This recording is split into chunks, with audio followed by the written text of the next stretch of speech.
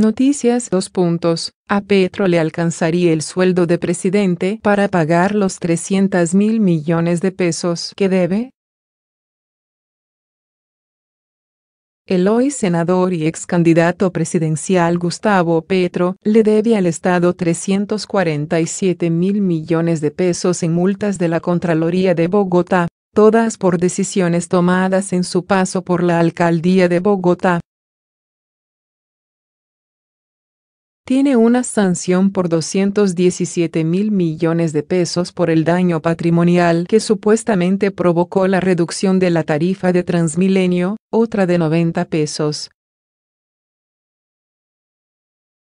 0,000 millones por el esquema de recolección de basuras y otra por 40.000 millones de pesos por unos camiones de basura que importó y nunca se usaron. Todas estas sanciones estaban en pausa gracias a una orden del Tribunal Administrativo de Cundinamarca, en la cual se había suspendido provisionalmente la sanción fiscal. Sin embargo, el pasado 23 de noviembre, la sección primera del Consejo de Estado dejó sin efectos dicha orden y revivió las multimillonarias multas.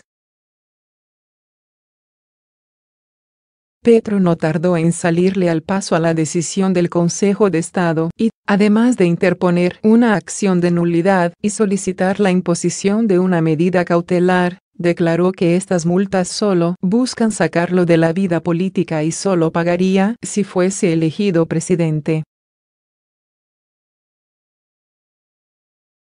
Me pueden poner 1 billón de pesos en multas por no seguir el programa neoliberal de los Odebrecht/Sarmiento.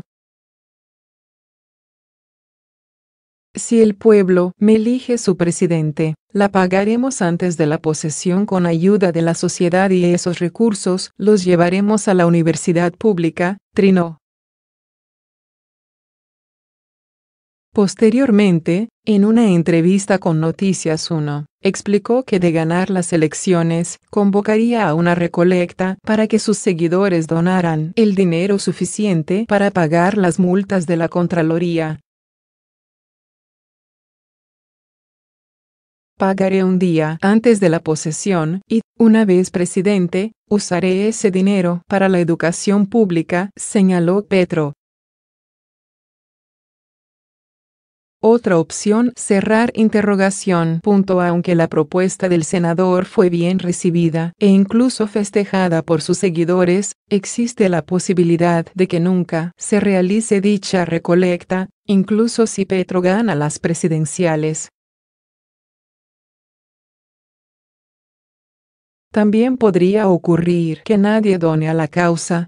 Ante este eventual panorama, y si Petro continúa con su idea de pagar las multas, una alternativa es que eche mano a su propio salario como presidente.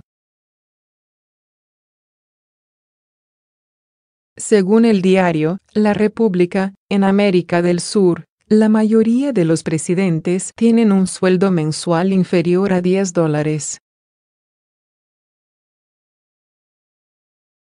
0,000, a excepción del chileno Sebastián Piñera, $14.310, el uruguayo Tabaré Vázquez, $13. 556, y el colombiano Iván Duque, cuyo sueldo es $10.091, es decir 32.920.878 pesos al mes. Haciendo cuentas rápidas, de ser presidente, Petro ganaría en sus 4 años de gobierno un poco más de $1. 580 millones, una cifra muy inferior a su deuda. Así como lo dice el hoy senador, la única forma de que logre cumplir con esto es a través de una recolecta y despertando la solidaridad del pueblo colombiano o, por lo menos, de sus seguidores.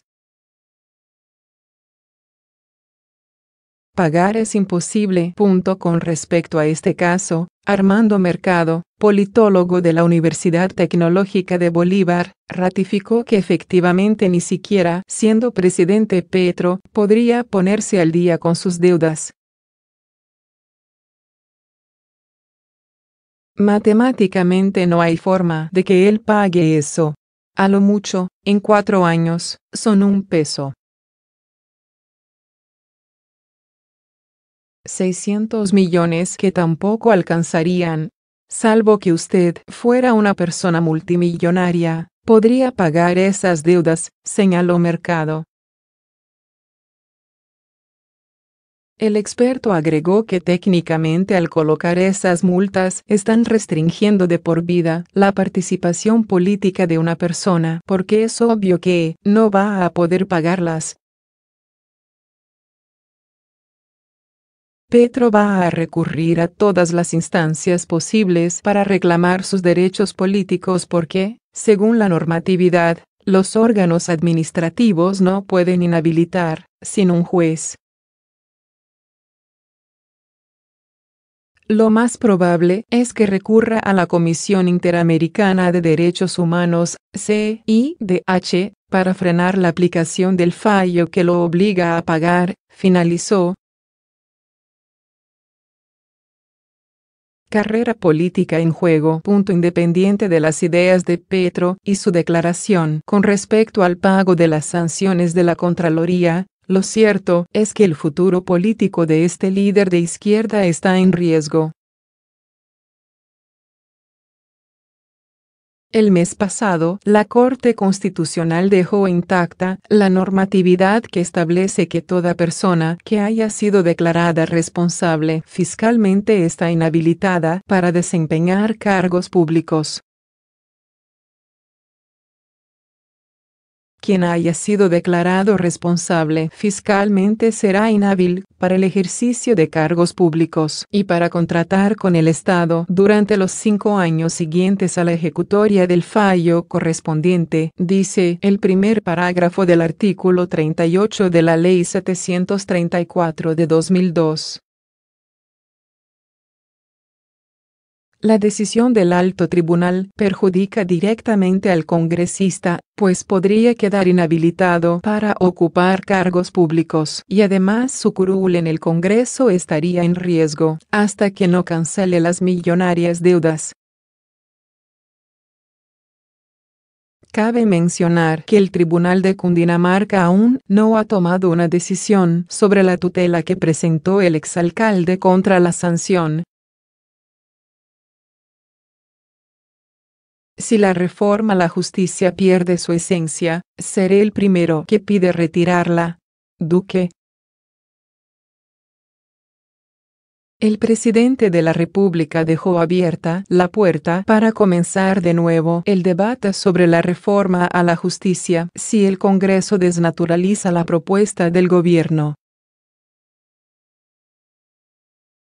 Pidió enriquecerla y no perder el trabajo ya adelantado. Iván Duque se reunió en la tarde de este viernes con toda la cúpula de la justicia. El encuentro se produjo en el marco de una cumbre organizada por la Corporación Excelencia en la Justicia, a la que se dieron cita los presidentes de las altas cortes, el procurador y el fiscal general. En su intervención, Duque habló de un tema que ha tenido en vilo al Congreso y a la rama judicial: la reforma a la justicia. El mandatario la había propuesto como una de sus grandes apuestas en el comienzo de gobierno, pero con el paso de los días la columna vertebral de este proyecto se ha ido desdibujando. Incluso los puntos más polémicos como la reforma a la tutela o la creación de un tribunal de aforados se han enredado en el Congreso.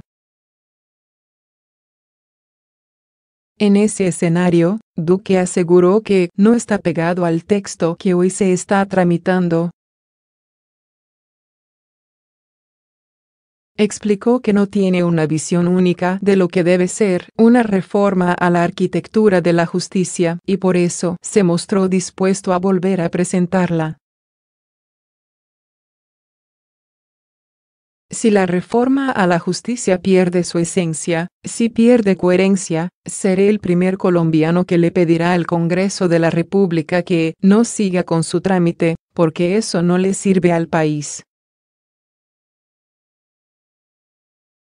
En un mensaje tácito al Congreso, donde se tramita la iniciativa, dijo que, si el deseo es la desnaturalización del proyecto, lo mejor sería que la reforma no continúe, pero pidió sincerarse frente al proyecto.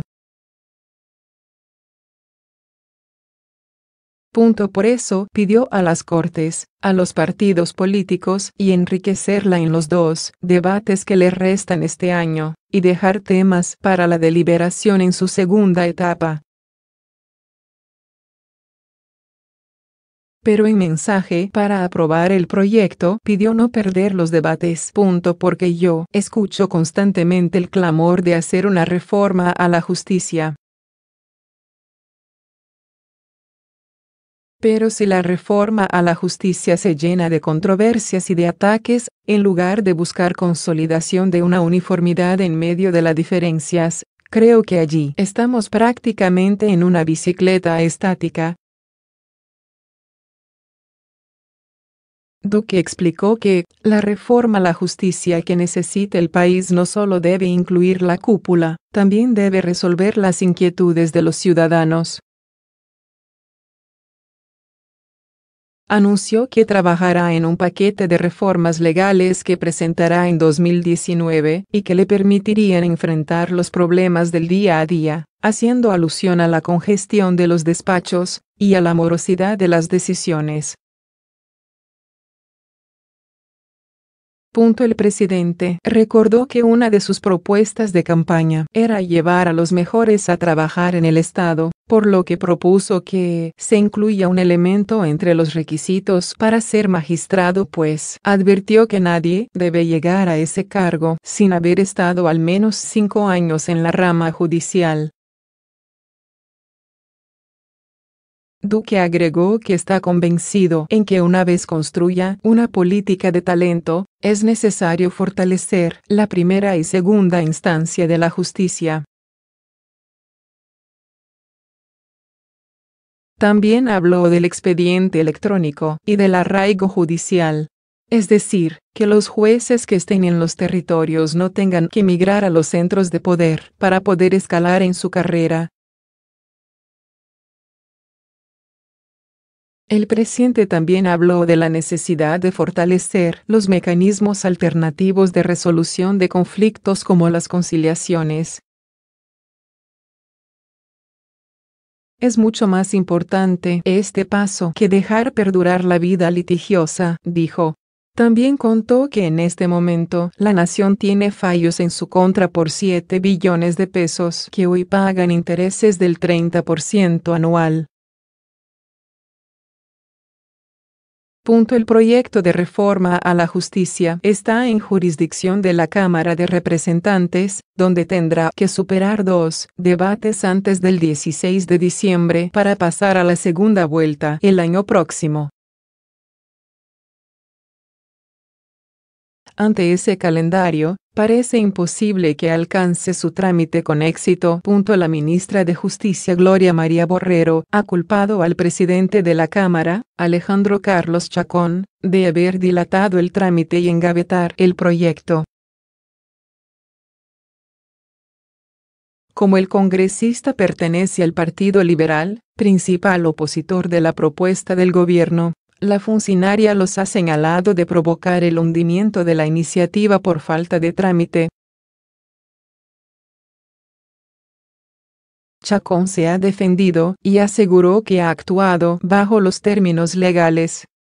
Apenas hasta este viernes Chacón envió el proyecto a la Comisión Primera de la Cámara. Lo hizo después de un foro en el que magistrados de las altas cortes y el fiscal general expusieron sus propuestas de lo que debería tener una reforma a la justicia integral, y de cómo se debería garantizar la autonomía de la rama judicial. La mayoría de propuestas no están incluidas en el proyecto del gobierno. Los magistrados de las altas cortes han pedido llegar a un consenso para adelantar cualquier reforma. La reforma a la justicia sería debatida la próxima semana en la Comisión Primera de Cámara, y de no superar el tercer debate antes del 7 de diciembre, el proyecto tendría que ser archivado. De ser así, el gobierno presentaría una nueva reforma en marzo del 2019, entre otras. Esa es la petición que ha hecho el expresidente César Gaviria.